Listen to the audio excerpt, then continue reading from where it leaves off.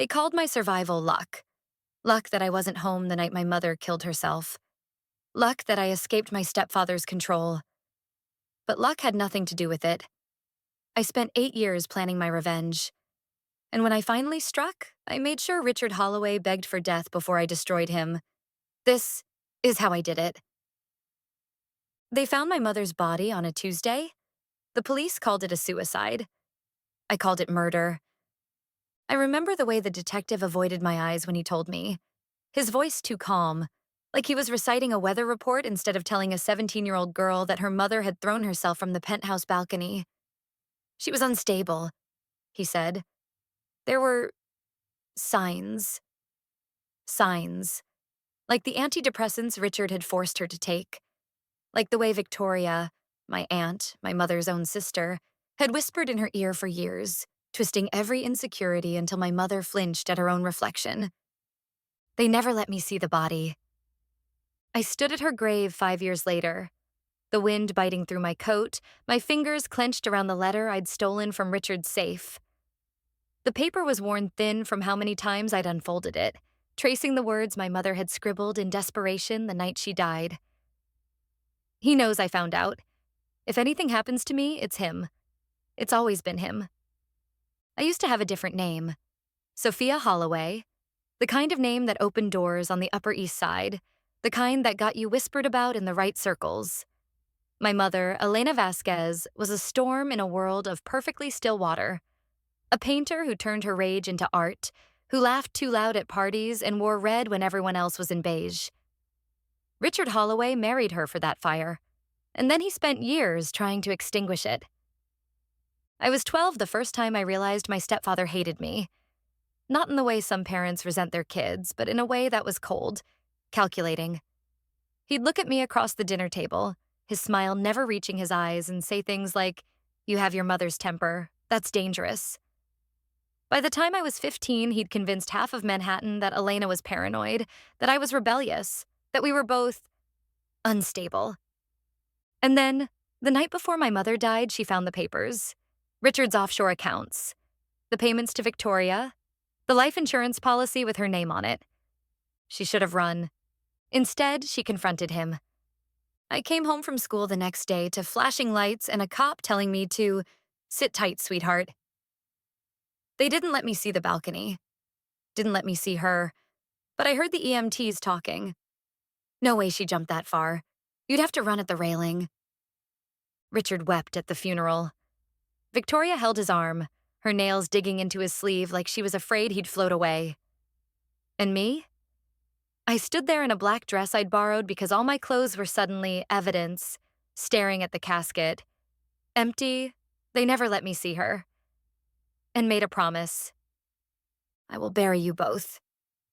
They sent me to live with a cousin in Brooklyn 2 weeks later. For your own good, Richard said, already signing the paperwork to sell our apartment. The last thing I saw as the car pulled away was Victoria smirking in the doorway, my mother's favorite necklace around her throat. That was the day Sophia Holloway died, and the day Lena Carter was born. For 5 years, I let them think they'd won. I changed my name, my face, my entire history. Sophia Holloway, the grieving, unstable daughter, was gone. In her place stood Lena Carter, a woman with no past, no vulnerabilities, just a sharp smile and an even sharper mind. I dyed my hair black, learned to walk in heels like weapons, and spent every sleepless night studying Richard's world. Finance. Article. The kind of power that doesn't come from money, but from knowing exactly where to twist the knife. The first step was getting close. Lillian, my cousin, Victoria's precious daughter, was the key. She worked at the Met, organizing exhibitions for donors who cared more about tax write-offs than art. I made sure we met at a gallery opening where I pretended not to recognize her. "You have an incredible eye," she said, sipping champagne as she examined the painting I'd deliberately lingered near, one of my mother's lesser-known works. "Most people just see the colors. You're looking at the brushstrokes." I smiled, tilting my head just enough to let the light catch my cheekbones the way I knew it would. Art's the only honest thing left in this city. Everything else is just performance. She invited me to lunch the next week. By month 3, we were best friends. She told me everything: how Richard's temper had gotten worse since my mother's death, how Victoria slept with a Xanax bottle on her nightstand, how the Holloway empire was rotting from the inside. "I sometimes think my family's cursed," she sighed one night, drunk on expensive wine in her Tribeca loft. I swirled my glass, watching the liquid catch the light like blood. "You have no idea. Richard's weakness? Control." So I took it from him, piece by piece. A leaked spreadsheet to his biggest competitor. An anonymous tip to the IRS about his charitable donations. I even paid a bartender to slip his mistress's number into his rival's pocket.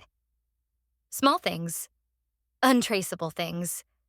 The first time I saw him sweat was at a gala, when his phone buzzed with news that his Swiss accounts were being audited. His hand shook so badly he spilled scotch on his $1,000 shirt. Lillian giggled. "God, he's losing it." I sipped my drink. Just wait. Victoria was easier. Paranoia was already coiled around her like a second skin. I started with little things. A lipstick-stained napkin accidentally left in Richard's coat pocket. A hotel reservation in his name sent to her phone. Then, the pièce de résistance. A grainy security photo, doctored, obviously, of Richard entering a hotel with a blonde.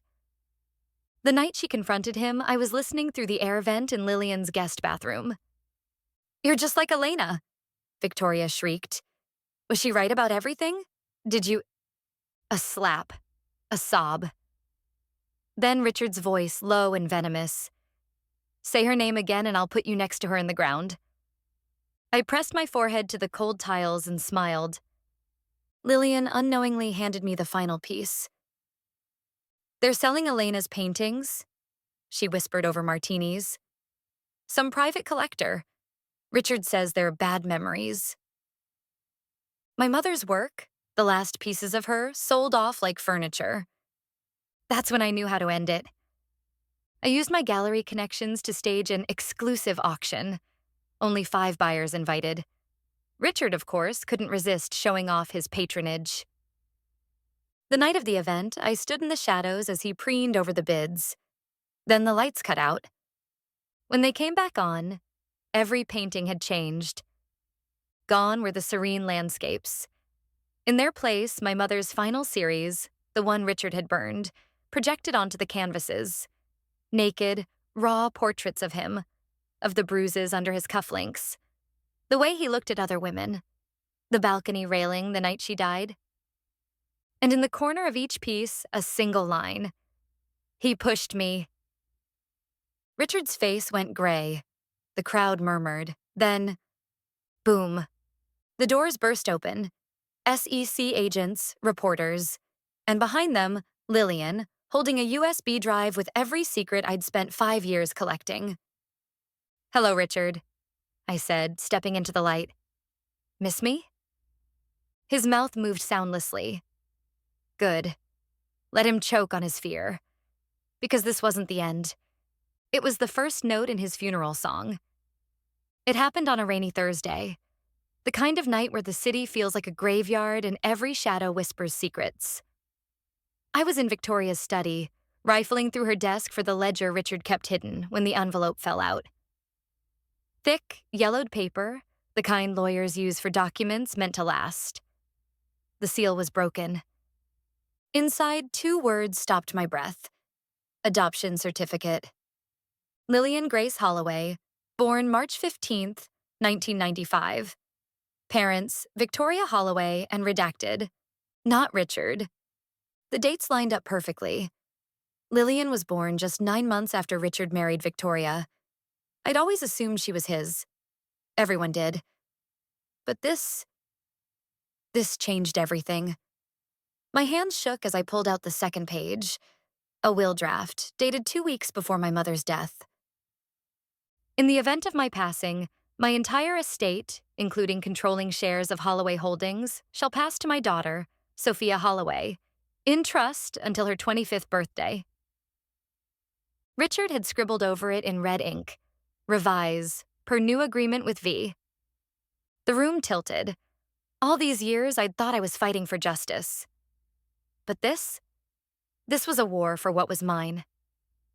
I found Lillian at our usual wine bar, her manicured fingers tapping the counter. "You're late," she teased, pushing a glass toward me. I slid the adoption papers across the table.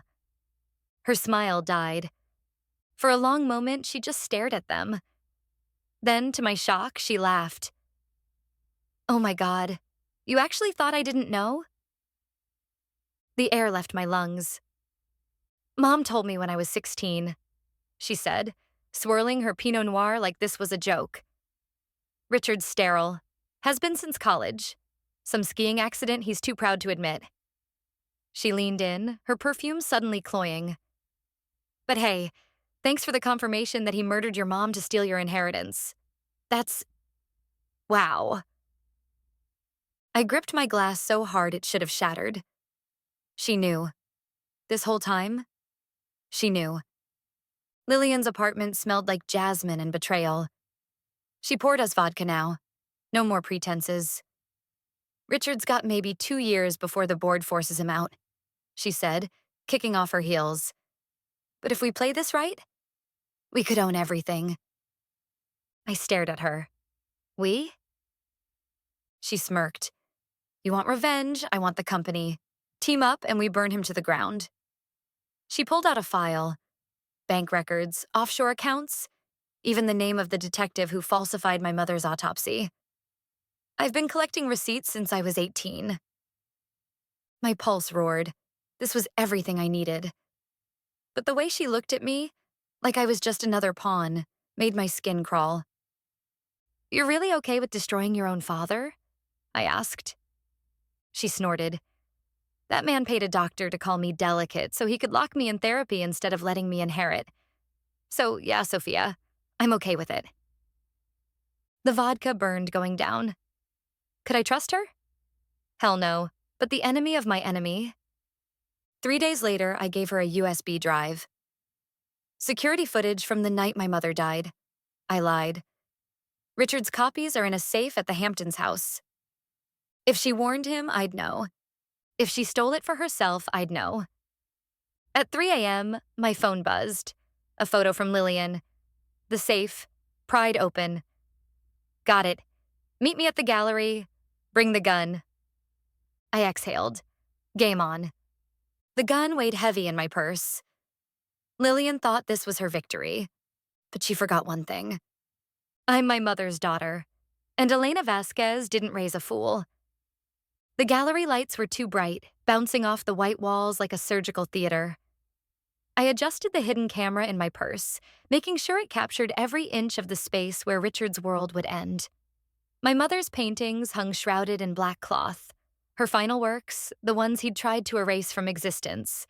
Tonight, they'd be his undoing. Lillian arrived first, her Louboutins clicking a staccato rhythm on the hardwood. "He took the bait," she said, pulling a flash drive from her Chanel jacket. "The original footage from that night. It's all there." I didn't touch it. "And Richard?" "On his way. I told him I found proof of your blackmail scheme." She smirked, running a finger along one covered canvas. "He actually looked scared." The elevator dinged in the distance. I moved to the control panel, fingers hovering over the lighting controls. "Remember the plan. You get him to confess. I handle the rest." Lillian's smile didn't reach her eyes. "Oh, I remember." Richard stormed in like a hurricane in a Brioni suit, his face flushed with rage. "Where is she? Where's that little—" Then he saw me. For 5 glorious seconds, the great Richard Holloway was speechless. His jaw worked soundlessly, his eyes darting between me and the covered paintings. When he finally found his voice, it came out strangled. "You—" "Me," I agreed, stepping into the light. "Did you miss me, Daddy?" His hand twitched toward his phone. "I'm calling the police." Lillian blocked his path. "Before you do that, you should see what we found." She gestured to the largest shrouded painting. "Sophia's been resourceful." I watched his pupils dilate as the first wave of real fear hit him. Good. Let him sweat. Let him wonder which of his sins we'd uncovered. With a dramatic flourish, I pulled the cloth away. The painting beneath was one of my mother's last. A self-portrait, her face fractured into a dozen pieces, each fragment showing a different emotion. But what made Richard stagger back was what we'd added. Projected across the canvas, security footage from the night she died. You recognize this, don't you? I advanced on him, tapping my tablet. The footage played on loop. My mother backing away, Richard lunging, the fatal push. Funny thing about digital files, they never really disappear. Richard's face went slack. That's not... Save it. Lillian's voice cut like glass. We have the original autopsy report, too. The broken hyoid bone, the bruises on her arms. The detective you paid off is singing to the DA right now. I switched the projection to a bank statement. Then there's the $2 million you transferred to Victoria the next day. Hush money looks so ugly in black and white. Richard's composure cracked. He rounded on Lillian. You ungrateful bitch. After everything I dash. Did for me? Lillian laughed, cold and sharp. You mean like hiding that I'm not even your daughter? Like stealing what was rightfully Sophia's? She stepped closer, her manicured finger jabbing his chest. You're done. The board votes tomorrow. The police have the evidence, and as of tonight, Sophia controls 51% of Holloway Holdings. The color drained from his face. That's impossible. I smiled sweetly. You shouldn't have left the original will in your safe.